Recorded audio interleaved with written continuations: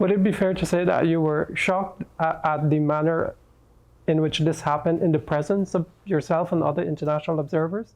I was actually a bit shocked and surprised. I have observed in other countries across the globe and have not witnessed something like that. And I'd say mostly I was disappointed. I think we were very anxious after, was it more than 15 months after the vote of no confidence, to finally have an election.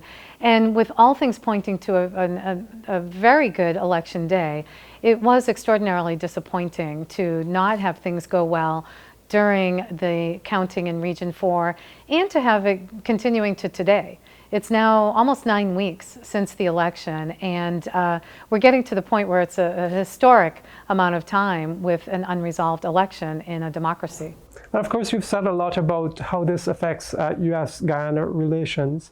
I wondered if you could talk briefly about that. How do things stand at the moment? Well, I think our relations are still very good. We have a unique relationship with Guyana that I think no other country does, with the proximity to the U.S. and so many Guyanese living in the United States. There's a very close relationship economically, family-wise, politically even. So I think relations between our two countries are still good. We do urge the Election Commission and others involved in this election to resolve the election quickly. We're very pleased that there is going to be a recount. I have to say I'm a bit disappointed that we don't have a date yet for the recount. We had thought that might happen today, and I haven't yet seen it, so that's a bit disappointing. On the good side, CARICOM appears to be ready, willing, and able to come in to assist, which is terrific news.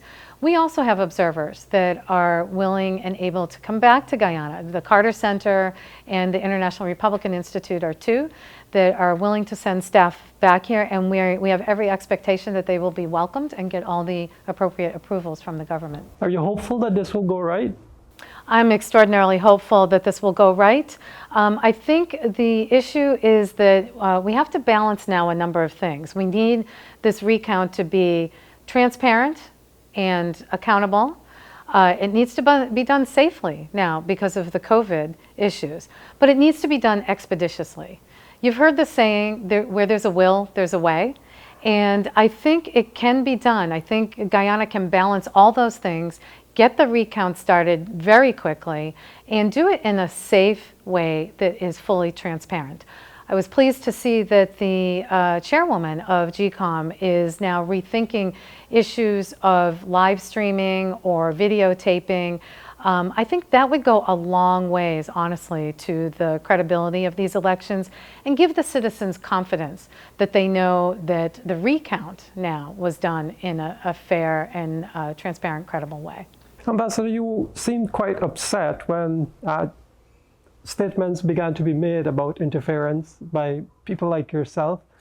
I wondered what motivated you to go ahead and pen that long op-ed on how diplomacy works. Right. Well, I think it is true that I wanted to point out the difference between what some were calling interference and what we call good diplomacy. Frankly, had I sat silent throughout this year, I don't think that would be good diplomacy. I think diplomats across the globe actually make comments when they see certain issues wherever they're serving. Certainly, Guyana has commented as part of the Lima Group on improprieties that it observed in Venezuela. I don't see that my comments were any different. And, you know, I think it was important that I mentioned that as a democracy, you don't just get to call yourself a democracy. You have certain responsibilities as a democracy. I think in that statement I called it a club. It's a unique club. And if you want to be a member of that club, you have to adhere to those responsibilities. You have to adhere to democratic principles. You have to adhere to the bedrock of a democracy, which is a free, fair, and credible election and the rule of law. And so those, I think, were important principles that were maybe getting lost in the whole discussion of the details of timing and when a recount might happen and those sorts of things. So I thought it was important to bring the discussion back to an elevated level where people remember what it means to say you're part of a democracy. And finally, I want to ask you, if this recount process doesn't go credibly, transparently, how does that affect Guyana-US relations? There's been a lot of talk about sanctions and what can and cannot happen. What can potentially happen? Well, let me just say, Neil, when an unresolved election meets a global pandemic, this equals a problem set that not a lot of nations are dealing with. So Guyana has a lot of critical decisions to make here.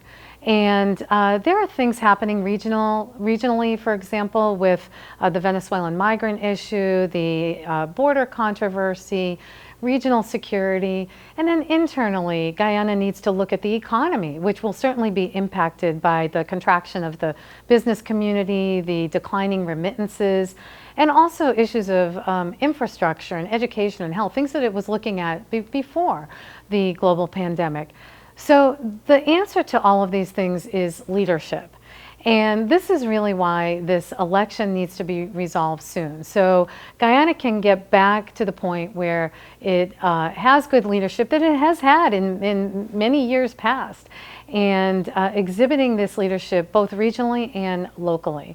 The U.S. is certainly watching this unfold, and we are watching it carefully, both here locally and back in Washington. You've seen and commented on our statements locally, which we stand behind. And then Washington has also made some pretty tough comments, and the Secretary of State has said that there will be serious consequences if the rule of law is not adhered to. The issue that you brought up of what that means, well, those entail very detailed conversations back in Washington, and decisions on things like sanctions and visa revocations and visa non-renewals. Those happen at the highest levels of the State Department and back in the interagency, I will say, back in Washington. So I can't comment on those specifically, but we stand by our words. Yeah, thank you very much. Welcome.